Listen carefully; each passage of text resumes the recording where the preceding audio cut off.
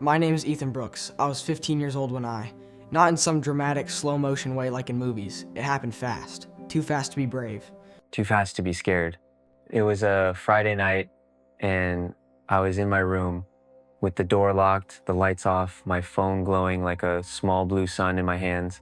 I was lying on my bed, headphones on, scrolling TikTok, Instagram, YouTube, Shorts, over and over. My thumb moved without me thinking about it. Swipe, like, swipe, skip, swipe. My heart was racing, but not because anything was happening. That was normal for me. My chest always felt tight. My thoughts were always loud. I called it stress. My parents called it being a teenager. The truth was I hadn't felt calm in a long time. Earlier that day, someone at school posted a video of me tripping in the hallway. It already had thousands of views. People I didn't even know were commenting, laughing, making jokes. I told myself I didn't care. I posted a story pretending I was fine.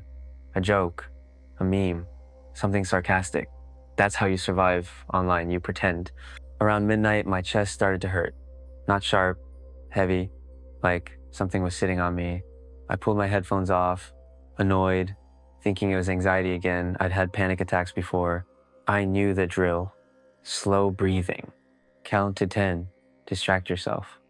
I grabbed my phone again. That was the last thing I remember clearly. The pain exploded all at once. My vision tunneled. My hands went numb. I tried to sit up, but my body didn't listen. I slid off the bed and hit the floor. Hard. My phone clattered somewhere near the desk. The screen still lit.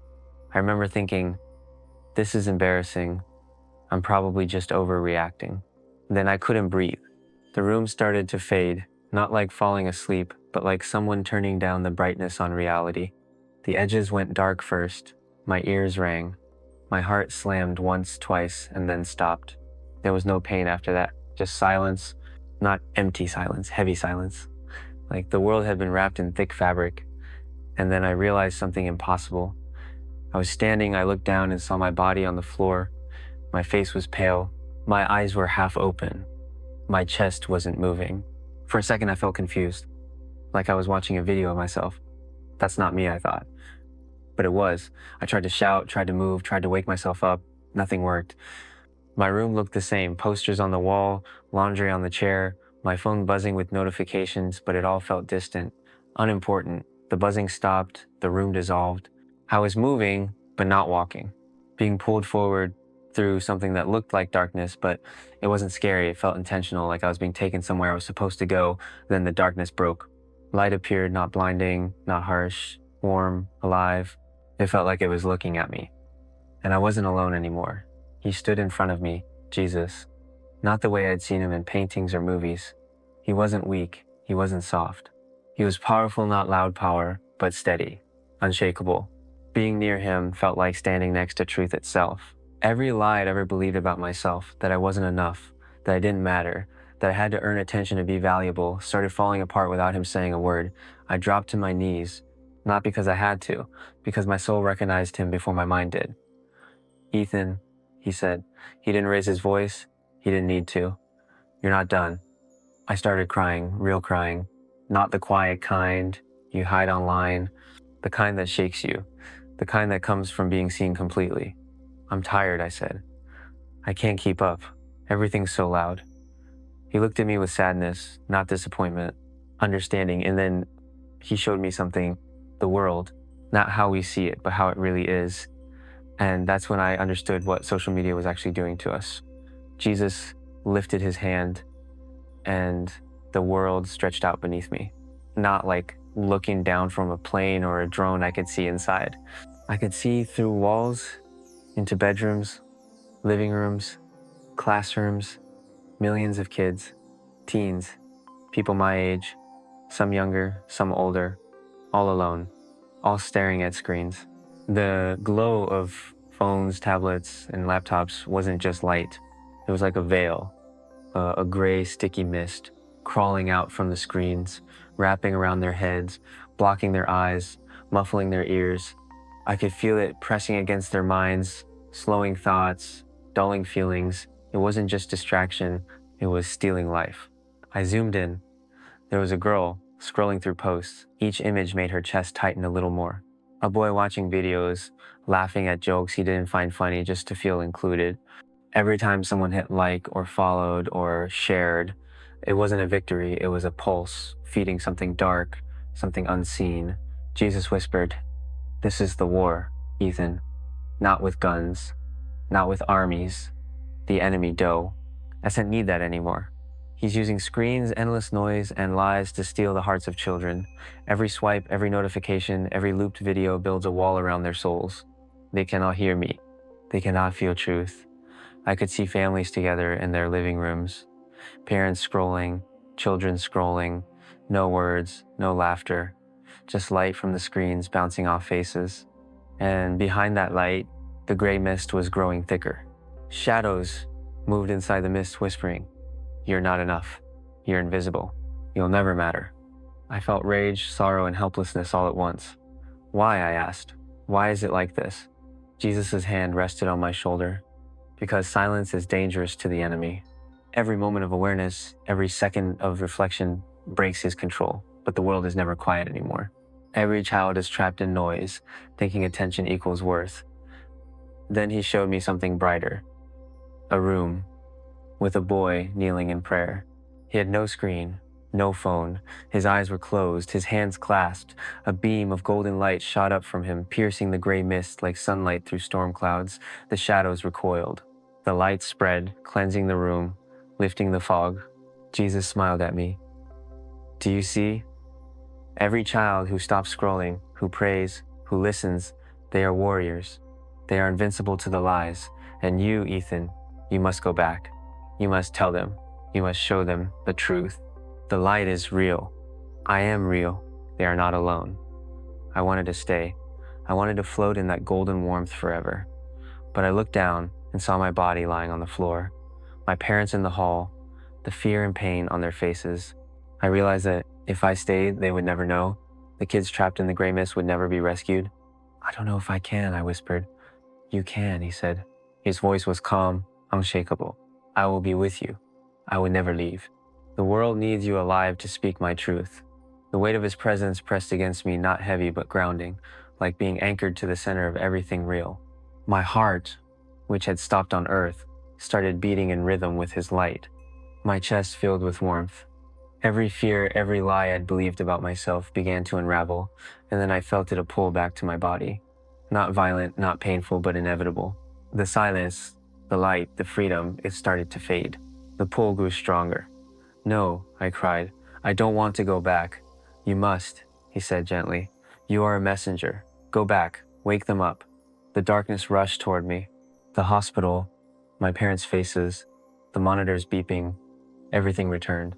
The pain, the cold, the reality of Earth slammed back, and I gasped, waking up, lungs burning, body trembling. And in that moment, I knew my life had a purpose. I wasn't just Ethan, I was a messenger. And what I had seen would change everything. The first thing I felt was pain, real pain, sharp, burning, crushing pain in my chest, like my lungs were filled with fire and broken glass. The golden silence was gone. The warmth was gone. In its place was chaos alarms screaming, voices shouting, hands pressing down on me. "Get a pulse. Come on, breathe. He's coming back." I sucked in air like I'd been underwater for hours. My body jerked violently, my eyes flew open, and the light stabbed into my skull. Cold, white, harsh, hospital lights. I tried to scream, but nothing came out. My throat burned. There was a tube inside me. I turned my head and saw my mom. Her face was swollen from crying, her hands shaking as she covered her mouth. When our eyes met, she broke. She dropped to her knees and sobbed like she just watched a miracle happen, because she had. Later, the doctor told us the truth. My heart had stopped. I was gone for 11 minutes. 11 minutes without oxygen. 11 minutes where I shouldn't have come back the same or at all. But I did. They said it was lucky.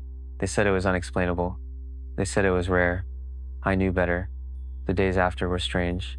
My body healed slowly, but my mind was awake in a way it had never been before. Sounds felt louder. Silence felt deeper. When nurses scrolled on their phones outside my room, I felt sick. Not annoyed sick. like I was watching the gray mist again, crawling quietly, invisibly.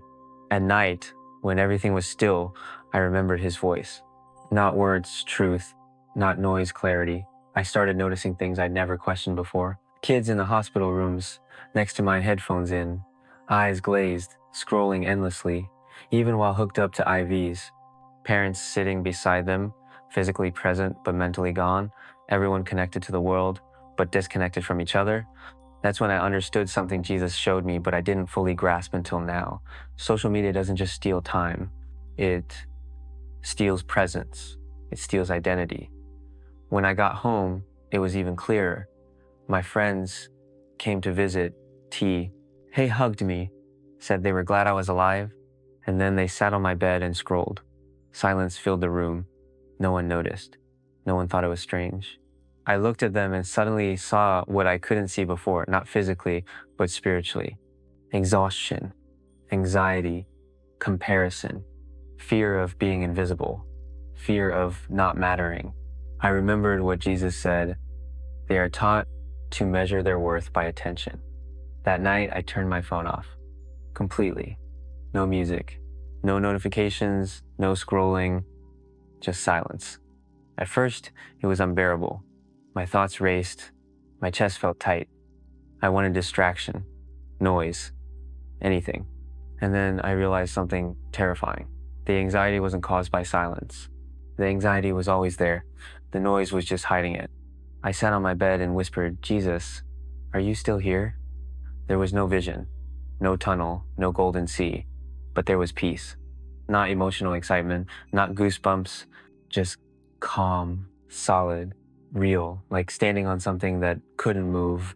From that moment on, I knew I couldn't go back to who I was. I stopped caring about likes, about streaks, about fitting in, and that scared people. When you wake up, the noise around you gets louder because you don't belong to it anymore. Some friends laughed at me, some said I'd changed too much. Some slowly disappeared, but others stayed. They asked questions, real ones. Why do I feel empty all the time? Why can't I stop scrolling even when I hate it? Why do I feel anxious when my phone isn't near me? And every time, I heard his voice in my heart again, tell them the truth. So I did. I told them the emptiness isn't a flaw, it's a signal. I told them anxiety isn't always sickness. Sometimes it's the soul screaming for meaning. I told them the quiet isn't dangerous. It's where God speaks. I told them social media isn't evil by itself, but it becomes a weapon when it replaces identity, purpose, and connection. And I told them this, you were not designed to live inside a screen. You were designed to live, to feel, to connect, to love. And you are deeply, intentionally seen. I didn't die just to survive. I died to come back with a warning. And the warning is this. If we don't teach kids how to be still, how to sit with silence, how to hear truth instead of noise, then the world will raise a generation that is connected to everything and rooted in nothing. But it doesn't have to end that way. The morning after I returned, I woke up feeling every inch of my body. My chest still ached, where the defibrillator pads had pressed against my skin. My arms were sore from the IV lines. My hands trembled slightly, but the heaviness in my heart, the numbness, the fear, the endless chase for approval, that was gone. I walked to the window of my room and looked out. The world was exactly the same, and yet everything felt different. I noticed the neighbor kids on their phones, earbuds in, faces blank. I noticed cars rushing by, drivers glued to screens, not noticing the people around them. I noticed my own reflection staring back at me, and for the first time, I saw a boy who had been given a second chance. Not just to live, but to wake others up. I remembered what Jesus had shown me in that light. It wasn't just about me. It was about all of us. He had whispered truths I couldn't ignore. He had shown me the gray web that covers so many lives, the subtle darkness hiding behind every like, every swipe, every endless scroll. And he had charged me with a mission, tell the truth, save what can still be saved.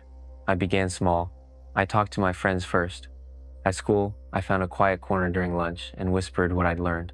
I told them the world behind the screens was not what it seemed. I told them that the anxiety, the panic, the feeling of emptiness, it wasn't weakness. It was the soul screaming for attention. And I told them about silence, about being still, about noticing the life outside the glowing rectangles.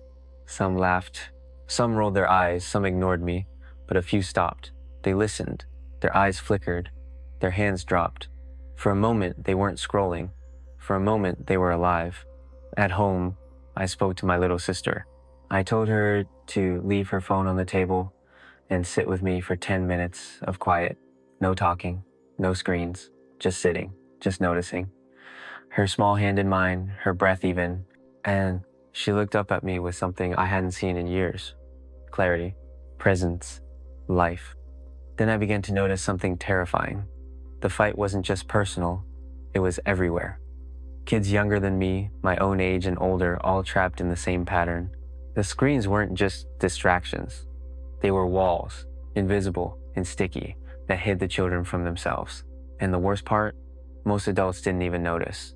Parents scrolled alongside them, tired, distracted, unaware of what was being stolen from their children, identity, purpose, and connection. So I started sharing my story online, but not like before, not for likes, not for clout. I shared it with purpose. Every post, every video, every message carried one message. Stop, listen, be still. The truth is outside the screen. You are seen. You are loved. You are alive. I watched as reactions came. Some ignored it, some mocked it, but some stopped. A few teens put down their phones for a moment and just sat in the silence. I imagined them feeling the warmth, the light, the clarity I had felt. I imagined them noticing their own hearts again. And I prayed, because I knew my words alone couldn't save them. Only the one who had shown me the truth could. Days passed, weeks passed. The feeling of heaviness never returned. I still got anxious sometimes. I still felt the pull to scroll endlessly. But now, I had a shield. Presence, awareness, faith. I had seen the light, and the gray web no longer held me. I had been given a mission, and every choice I made reminded me of it. And here is the final truth. Jesus showed me the warning for every parent, every teen, every human connected to a glowing screen. The noise is the enemy. The silence is the savior. The connection you crave is not in likes, views, or hearts. It is in presence, attention, and truth. And he is waiting, right now, to be noticed. I'm Michael Carter. I died. I came back. And I am telling you this. Wake up, look up, be still. He is real, and he is fighting for you, even when the world is too loud to hear it. The mission is clear. The warning is real. The choice is yours.